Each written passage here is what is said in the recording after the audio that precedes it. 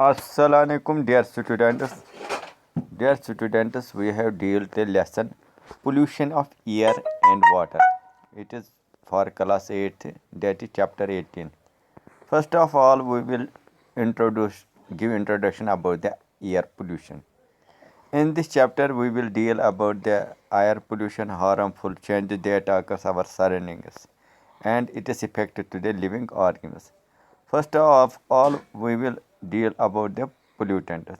The substance that contaminate air, water are known as pollutant. कोई भी substance जो air में चला जाए, जो water में चला जाए, उसको बोलते हैं air pollutant. Air get polluted from nature sources, for example, smoke, dust arising from the forest fire or volcano eruptions. Pollutants such as power plants, automobiles, exhaust, and burning of firewood are made up of pollutants. Carbon dioxide, nitrogen oxide, carbon monoxide, methane, and sulfur dioxide are the major pollutants of air. Increasing level of the carbon dioxide leads to global warming, as you know already. Dear students, first of all, we will deal about the pollution.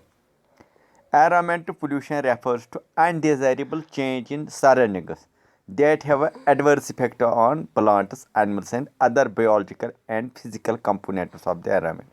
कोई भी environmental pollution हम उसको कहते हैं कोई भी undesirable change हो जो हमारे सराउंडिंग पे होती है और उससे इफेक्ट किस पे पड़ता है, प्लांट्स और एनिमल्स या किसी और बायोलॉजिकल या फिजिकल कंपोनेंट ऑफ एनवायरनमेंट जो भी इफेक्ट पड़ता है उसको बोलते हैं पोल्यूशन.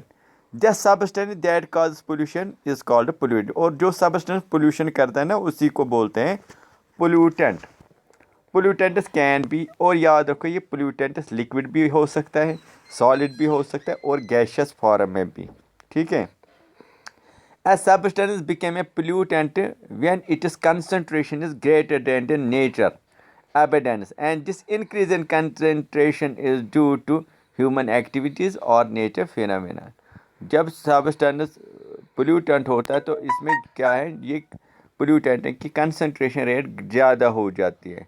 तो उससे क्या है, इससे जो एक्टिविटीज़ ऑफ ह्यूमन पे असर पड़ता है या नेचर अबेंडेंस हो जाते हैं तो उससे ह्यूमन एक्टिविटीज पे असर पड़ता है. और याद रखो जो टाइप्स ऑफ पोल्यूशन है वो एयर पोल्यूशन हो सकता है, वाटर पोल्यूशन हो सकता है, सॉइल पोल्यूशन हो सकता है, साउंड पोल्यूशन हो सकता है या लाइट पोल्यूशन हो सकता है. तो यहाँ हम डील करेंगे एयर पोल्यूशन के बारे में. और याद रखो air pollution is the introduction of pollutants, organic molecule और other hazardous substance into the atmosphere. जब एटमॉस्फेयर में कोई भी पोल्यूटेंट जाएगा उसको हम बोलते हैं एयर पोल्यूशन. सोर्सेज, इसके सोर्सेज क्या है, एक तो नेचर सोर्स है, फॉर एग्जांपल फॉरेस्ट फायर होता है या डस्ट स्टॉर्म होता है या वॉल्केनो एक्टिविटी होती है, इनसे एयर पोल्यूटेंट होते हैं लेकिन ये नेचुरल हैं.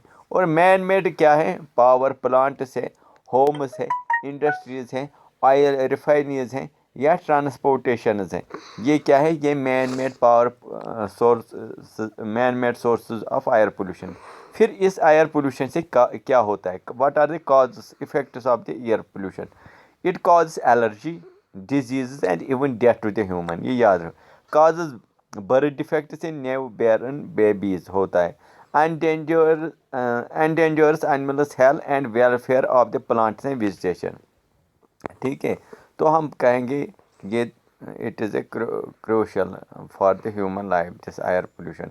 Then what is water the major source of, आपको मालूम है वाटर जो है इसके major sources streams, lakes, rivers, oceans, earth's crust. और ये water it plays a significant role sustaining life on the earth. It is widely used for human activities such as agriculture, drinking, washing, cleaning etcetera.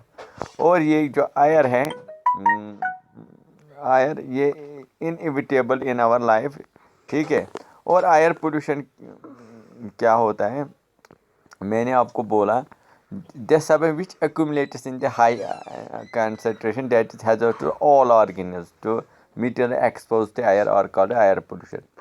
तो ये air pollution जो मैंने आपको बोला ये solid भी हो सकता है, फॉर एग्जांपल मीथेन है, क्लोरोफ्लोरोकार्बन है, पार्टिकुलेट मैटर है, sulphur dioxide, nitrogen dioxide, carbon monoxide, lead, ये सारे के सारे एयर पोल्यूटेंट्स हैं. हम बात करेंगे यहाँ कार्बन डाइऑक्साइड कार्बन मोनोऑक्साइड की।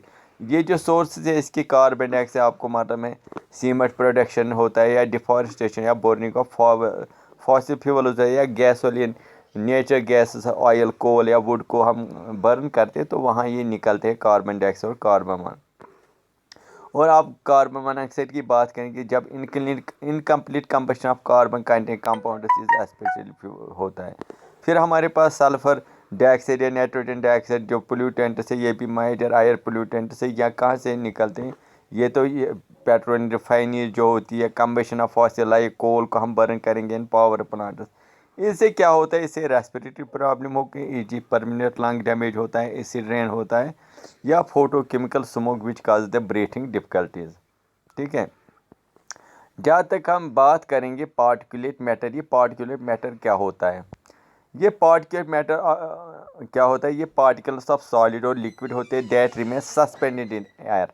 ये वो सॉलिड्स और लिक्विड होते हैं जो एयर में सस्पेंड होते हैं और इन्हीं को हम बोलते हैं क्या? Particulate matter. एग्जांपल डस्ट हैं, पॉलन्स हैं, डर्ब्स हैं, सूट, एसिड ड्रॉपलेट्स या स्मोक। ये क्या करते हैं? ये combustion, construction, road dust, power plant, industry, deforestation, agriculture activity से निकलते हैं। इससे क्या इफेक्ट होते हैं?